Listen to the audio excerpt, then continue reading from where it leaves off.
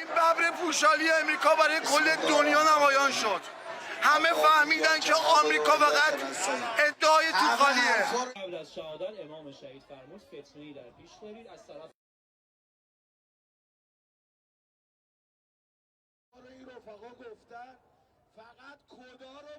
One act of aggression by the Islamic Republic can end all of this.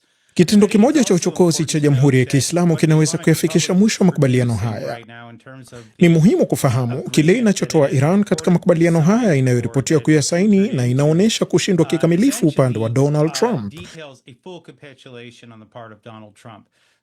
Trump bila shaka hawezi kukubaliana na kitu kama hiki. Yeye ni mtu ambaye hakubali kushindwa au hataki ionekane kama ameshindwa.